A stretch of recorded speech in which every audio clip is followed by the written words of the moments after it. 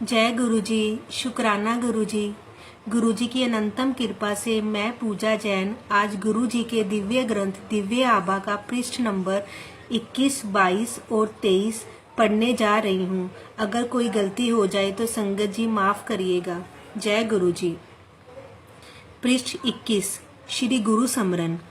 अनंत काल से हमारी मातृभूमि पर उन महापुरुषों की कृपा रही है जो इस पवित्र भूमि के कर्णधार हैं।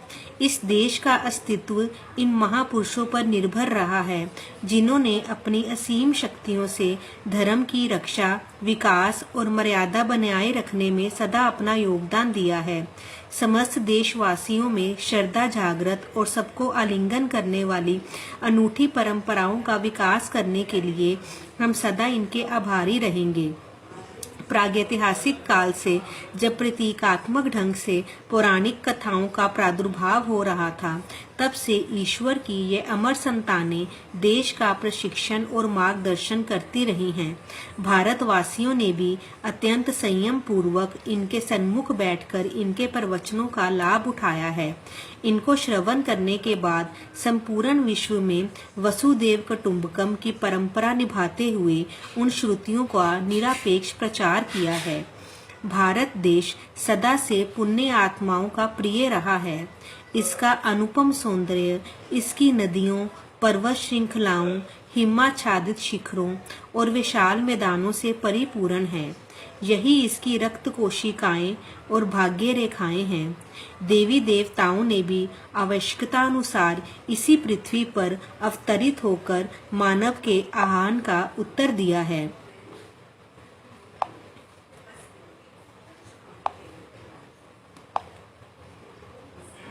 हमारे युग में गुरु जी उसी परमात्मा का लौकिक रूप थे। वह एक महापुरुष थे।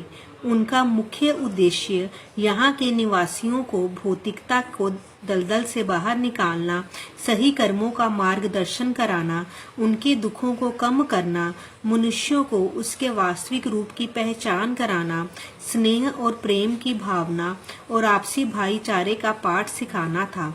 वह अनुकूल वातावरण बनाकर मानव धर्म की पुनर्स्थापना करने के लिए आए थे। गुरु जी का कथन था कि वह परम दिव्य ज्योति का अंश हैं। उनके लिए शरीर और व्यक्तित्व का कोई अर्थ नहीं था। इस स्थूल शरीर की आवश्यकता मात्र भौतिक अस्तित्व के लिए है। वह तो खिले हुए पुष्प के समान थे और सब भक्त उनसे दिव्य मधु प्राप्त करने के लिए मधुमक्खियों सदृश भिनभिनाते रहते थे। उनकी ओर आकर्षित होकर सब उनमें लीन हो जाते थे। उन्होंने सबको उसी प्रेम, त्याग और ज्ञान का पाठ दिया जो इस भारत की आधारशिलाएं हैं। गुरु जी जैसे महापुरुष के लिए शब्द सदा अपर्याप्त रहेंगे, क्योंकि शब्दों से अनंत का वर्णन करना असंभव है। मार्ग की दिशा से अवगत कराने वाले चिन्ह स्वयं मार्ग ना होकर केवल पथिक का मार्गदर्शन करते हैं। उनका प्रयोग तो उन उपकरणों के समान है जिनका उपयोग कर उन्हें त्याग दिया जाता है। हम सब उनको केवल उस सर्वनाम से जानते थे जिसका संभवतः इस धर्म प्रधान देश में सर्वाधिक उपयोग होता है, गुरु जी। यह शब्द अत्यंत गूढ़ अर्थ और शक्ति से परिपूर्ण है।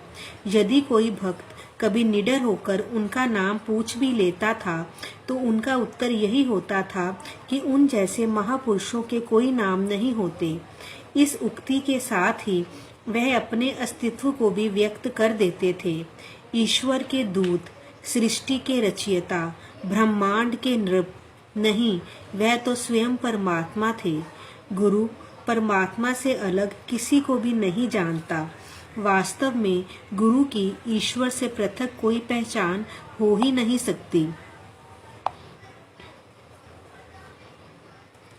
कहते हैं कि उन्होंने 31 मई 2007 को महासमाधि ग्रहण कर ली।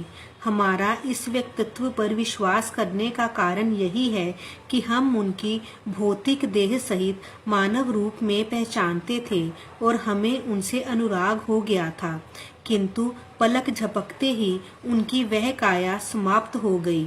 अपने द्वारा निभाई जा रही भूमिका पर उन्होंने स्वयं ही पटक्षेप कर दिया। इसका कारण यही था कि वह अवतार थे, दिव्यता का मानव रूप। वह तो शिव, नानक और प्रेम के मूर्त रूप थे। यद्यपि ऐसा कभी नहीं था, वह तो एकंकार थे और सदा रहेंगे। वह आज भी हम सबके बीच में विद्यमान हैं। वह सदा से हमारे पिता परमेश्वर रहे हैं और हमें उनकी बातें सुननी पड़ेंगी। भारत ने तो सदा ही महापुरुषों की बातें गंभीरता से सुनी हैं। ऐसा कहा जाता है और यह सत्य भी प्रतीत होता है कि गुरु जी को सुनने मात्र से अभिज्ञान की प्राप्ति हो जाती है। आप सबसे विनम्र निवेदन है कि इस पुस्तक के सत्संग को ध्यान से पढ़िए और समझने का प्रयास कीजिए कि गुरु जी की क्या अभिलाषा रही है। उन्हीं के आदेश अनुसार यह उनकी प्रिय संतति द्वारा उनको सप्रेम भेंट है। जय गुरु जी। शुक्राना गुरु जी, अनंतम शुक्राना मेरे मालिक।